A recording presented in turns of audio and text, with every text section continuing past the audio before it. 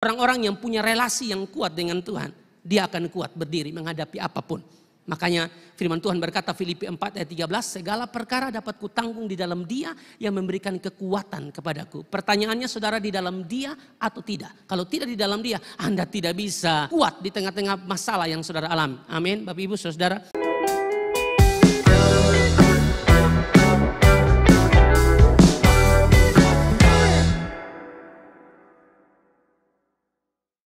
Matius 26 ayat yang ke-47 dikatakan di situ. Waktu Yesus masih berbicara, datanglah Yudas, salah seorang dari ke-12 murid itu, dan bersama-sama dia serombongan besar orang yang membawa pedang dan pentung, disuruh oleh imam-imam kepala dan tua-tua bangsa Yahudi. Yohanes 18 ayat 3. Maka datanglah Yudas juga ke situ dengan sepasukan prajurit dan penjaga-penjaga bait Allah yang disuruh oleh imam-imam kepala dan orang-orang Farisi lengkap dengan lentera, suluh dan senjata. Mari kita lihat dulu saudara, kalimat serombongan besar atau sepasukan prajurit ini sebenarnya jumlahnya berapa begitu? Karena tidak dicatat secara eksplisit di Alkitab. Sebenarnya jumlahnya berapa saudara ya?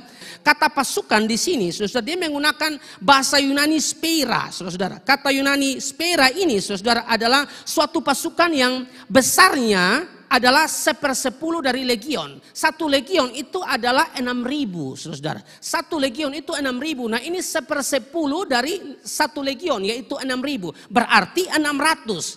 Jadi kemungkinan besar prajurit-prajurit, serdadu-serdadu ya, yang datang untuk menangkap Yesus berjumlah 600 orang. Datang untuk menangkap Yesus saudara. Padahal Yesus hanya dengan beberapa murid saja saudara. Tapi mereka membawa orang-orang yang begitu banyak untuk menangkap Yesus. Kali ini mereka tidak mau gagal lagi. Mereka sudah pernah melakukannya tapi tidak bisa menangkap Yesus saudara. Nah kali ini mereka datang dengan satu gerombolan besar untuk Yesus bisa ditangkap saudara. Tapi kita perhatikan saudara bahwa sekali lagi bahwa kalau belum waktunya tidak akan terjadi. Saya akan tunjukkan kepada saudara bahwa mereka ini sudah berusaha waktu lalu untuk menghancurkan Yesus. Untuk membunuh Yesus tapi belum terjadi. Kita perhatikan saudara Lukas 4 ayat 29 sampai ayat 30. Mereka bangun lalu menghalau Yesus keluar kota dan membawa dia ke tebing gunung. Tempat kota itu terletak untuk melemparkan dia dari tebing itu. Tetapi ia berjalan lewat dari tengah-tengah mereka lalu pergi. Saudara perhatikan.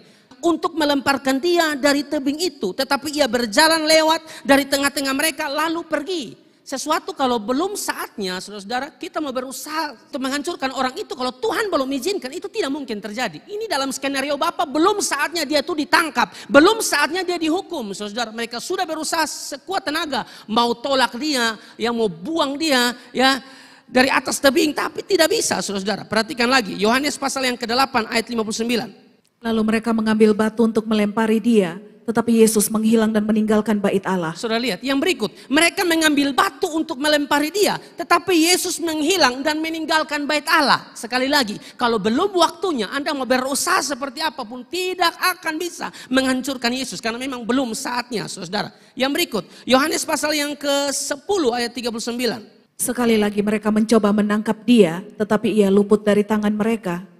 Nah, perhatikan di sini saudara. Sekali lagi mereka mencoba menangkap dia. Tetapi ia luput dari tangan mereka. Mereka berusaha melemparkan dia dari tebing. Tidak berhasil. Ya saudara. Mereka ingin mengambil batu melempari dia.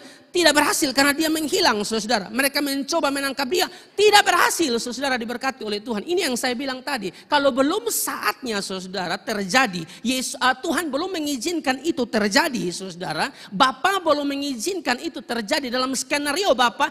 Belum saatnya dia ditangkap. Dia tidak akan bisa ditangkap. Saya percaya bahwa tidak ada yang bisa menangkap dia. Kecuali dia sendiri yang memberi diri sukarela untuk ditangkap. Amin. Itu bukti ketaatannya kepada skenario Bapa yang terjadi pada dirinya. Mereka mau datang 600 orang pun mereka tidak bisa tangkap dia. Saudara, waktu mereka datang 600 orang mereka bilang, apakah kamu Yesus dari Nazaret? Dia bilang, akulah dia. Baru omong akulah dia saja mereka sudah jatuh. Saudara, apalagi dia buat yang lain.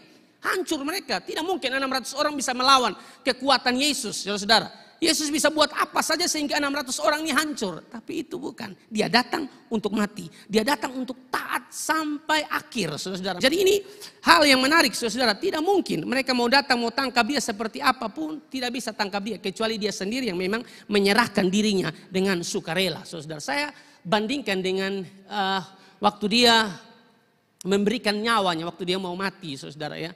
Waktu saya nonton tanya jawab tentang itu, ada seorang bertanya kepada seorang pendeta, siapa yang mencabut nyawa Yesus? Dia bingung, ini jawab karena mana nih? Dia jawab salah terus, bahkan dia bilang yang cabut nyawa Yesus setan.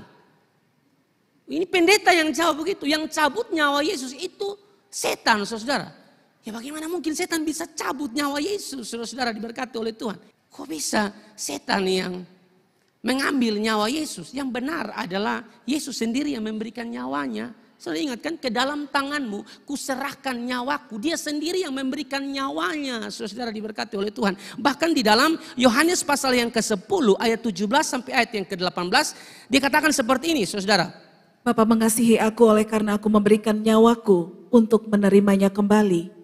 Tidak seorang pun mengambilnya daripadaku, melainkan aku memberikannya menurut kehendakku sendiri. Saudara perhatikan, aku memberikannya menurut kehendakku sendiri. Jadi bukan setan yang mencabut nyawa Yesus, dia yang menyerahkan nyawanya. Nah dalam hal nyawa saja dia yang memberikan, apalagi memberi diri untuk ditangkap. Saya pikir tidak ada yang bisa tangkap dia, meskipun mereka sudah prepare, atur segala sesuatu dengan segala cara yang terbaik, saudara. Bekerja sama dengan Yudas, saudara, untuk menangkap Yesus. Kalau misalnya Yesus mau melawan sedikit saja mungkin ya, mereka tidak bisa menangkap Yesus. Tapi Yesus memberi dirinya ditangkap dengan sukarela, karena memang dia harus taat kepada skenario Bapa. Saudara diberkati oleh Tuhan Yesus Kristus. Dari pelajaran poin 2 ini, saudara ya, kita tentu memahami dan mengerti bahwa segala sesuatu itu ada di dalam tangan Tuhan, saudara. Segala sesuatu terjadi atas seizin Tuhan. Dia yang mengatur, dia yang mengizinkan segala sesuatu terjadi. Kita ini orang percaya, kita hidup ini di dalam Tuhan. Untuk apa kita takut? Kadang-kadang kita melangkah dalam hidup ini, kita berpikir nanti orang hancurkan saya, orang akan serang saya, orang akan bilang ini. Tidak usah takut, selama dia belum izinkan tidak akan terjadi. Amin Bapak Ibu. Takut buat apa, saudara? Semua ini ada di dalam skenarionya. Memang perjalanan hidup kita ini masing-masing ya berbeda-beda, saudara. Tapi percayalah, dia Tuhan yang bertanggung jawab sepenuhnya di dalam kehidupan kita. Sesuatu yang belum saatnya terjadi, mau usaha seperti apapun tidak akan terjadi. Tapi kalau sudah saatnya terjadi, Anda mau batalkan seperti apapun tidak bisa, karena akan terjadi. Seperti yang Yesus alami. Mereka sudah berusaha dari dulu menangkap Yesus, tidak bisa. Tidak bisa, saudara. Saatnya tuh di sini. Saatnya tuh yang ini, dia ditangkap ya. Lalu disesah, dicambuk ya, lalu mati di atas kayu salib. Ini saatnya, saudara diberkati oleh Tuhan. Ada kalanya, saudara memang Tuhan menolong dan melepaskan kita dari situasi sulit, saudara ya, penderitaan, pergumulan tertentu. Tapi ada kalanya Tuhan membiarkan kita di situ. Ada kalanya Tuhan membiarkan kita di situ untuk apa? Untuk menggenapi. Bagaimana mungkin kita hamba mau lebih dari Tuhan? Tuhan saja menderita, bagaimana kita tidak menderita? Amin, Bapak Ibu Saudara. Pasti menderita, saudara. Memang ada kalanya masalah-masalah tertentu dia tolong kita, dia lepaskan kita. Tapi kadang-kadang dia biarkan kita ada di situ, biar kau ada di situ. Biar kau dialami penderitaan itu, saudara. Tapi percayalah, orang-orang yang punya relasi yang kuat dengan Tuhan, dia akan kuat berdiri menghadapi apapun. Makanya firman Tuhan berkata Filipi 4 ayat 13, segala perkara dapat kutanggung di dalam Dia yang memberikan kekuatan kepadaku. Pertanyaannya saudara, di dalam Dia atau tidak? Kalau tidak di dalam Dia, Anda tidak bisa kuat di tengah-tengah masalah yang saudara alami. Amin Bapak Ibu Saudara. Nah ini menarik untuk kita pelajari bersama-sama di dalam kehidupan kita. Saya percaya bahwa dalam hidup ini tidak mudah, selalu ada persoalan, tantangan yang kita hadapi. Dan itulah ya, orang Kristen memang harus menderita. Kalau ada orang Kristen yang tidak mau menderita, Anda bukan Kristen sejati. Yang namanya Kristen sejati pasti menderita, saudara. Yohanes 15 ayat 20 mengatakan begini. Yohanes 15 ayat 20. Ingatlah apa yang telah kukatakan kepadamu. Seorang hamba tidaklah lebih tinggi daripada tuannya. Jikalau mereka telah menganiaya aku, mereka juga akan menganiaya kamu.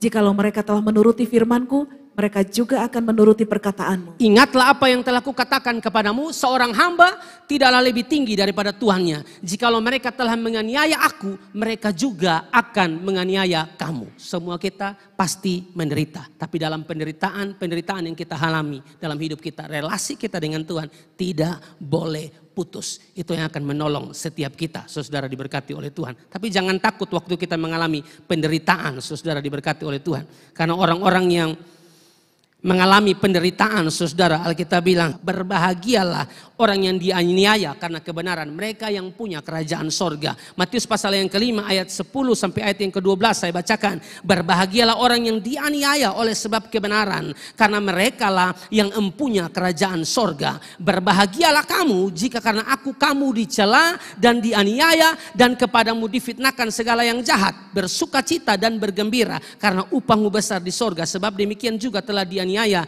nabi-nabi yang sebelum kamu. Pengikut Kristus harus mengalami penderitaan. Pengikut Kristus harus mengalami yang namanya tantangan, ya saudara-saudara. Tapi saya percaya orang-orang yang punya relasi yang kuat dengan Tuhan, dialah yang akan bisa tetap kuat berdiri di tengah-tengah badai dan penderitaan yang dia hadapi. Amin, Bapak Ibu Saudara. Jadi sekali lagi, jangan takut dalam menjalani hidup ini, ya. Masa depan kita di tangan Tuhan.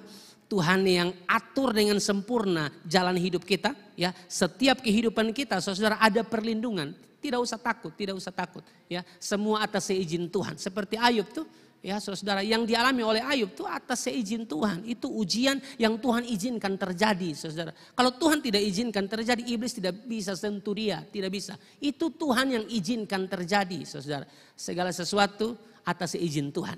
Amin, saudara. Jadi jangan takut, tetap pandang Tuhan, fokus kepada Tuhan dan percayalah Tuhan pasti tolong setiap kita.